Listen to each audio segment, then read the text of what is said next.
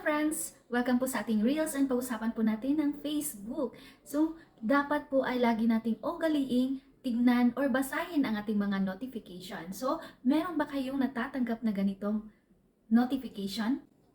You can help grow engagement on your post by replying. Kung kayo ay nakakatanggap ng ganito, ang kailangan po natin gawin is i-tap natin yan at huwag po nating baliwaliin yan dahil gusto ni Meta na replyan po lagi natin yung ating mga nagko-comment sa atin. So, dyan po ay makukuha po natin is yung engagement. So, tinutulungan po tayo ni Meta na tumaas yung ating engagement. So, ang kailangan lang po natin gawin is i-click yan. Click po natin, andyan po yung comments manager. So, dyan po tayo magre-reply sa lahat ng mga comment. Pero, mag-ingat po tayo sa pag-reply dahil sa tingin ko, ang kailangan na po natin replyan is yung hanggang 15 messages po. So, ang kailangan lang po natin is andyan po sa taas or basahin po natin lahat yung mga na mga nag-comment at mag-reply po tayo 50 comments. Ayan. So, dahil baka mapalo po tayo ni Meta at dun pwede po tayong may spam ni Meta. So, nakakalito talaga si Meta pero okay lang po yan basta yung sobra ay nakakasama. So, ayan, kung tignan din po natin, ugaliin po natin tignan yung ating next steps. Ayan, so kung makikita nyo po, meron pong invite people who reacted. So, ito po yung mga taong na nag-react sila pero hindi po natin followers. So, ang kailangan po natin dyan is, i-click lang po yan at invite po natin. Next steps po is get Meta verified pero hindi pa. Wala pa akong pambayad monthly so di muna tayo. Skip muna tayo dyan. So, ayan, tignan po natin yung ating profile recommendation. Wala ba tayong flag content? And, i-check po natin yung ating performance at see more insights. So, meron pong bagong update sa yung Meta. So, ito po yung hina-highlight po niya.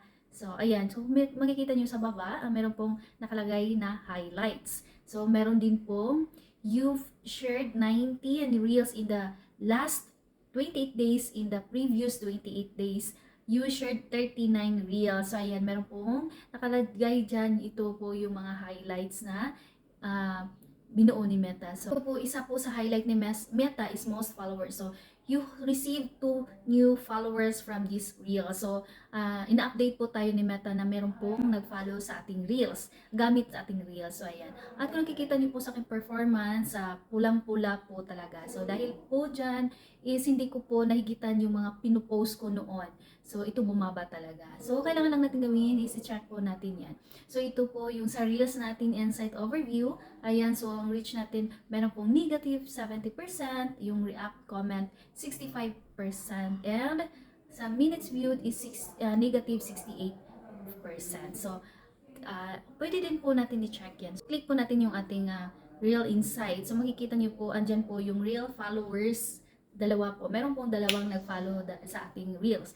And yung distribution scores, andyan po, and reach. So, kung gusto nyo po makita yung reach natin, meron pong followers versus non-followers. So, andyan po itong followers natin. So, meron pong 92.5% po ang nag-watch sa atin. So, and sa non-followers naman, meron pong 7.5% non-followers. So, dahil po last week, nagkaroon po ako ng flag content. So, based po sa reach ko, so hindi siya masyado na-recommend po ni Meta yung aking. Recommendable po naman siya pero pili na lang po yung ating pili po yung mga ini-recommend ni Meta.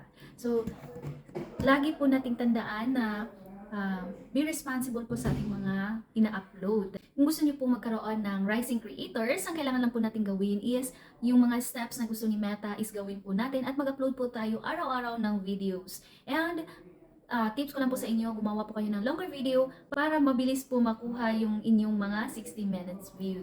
So, sana meron po kayong natutunan sa video ito and please pa-follow, like, and share. Bye!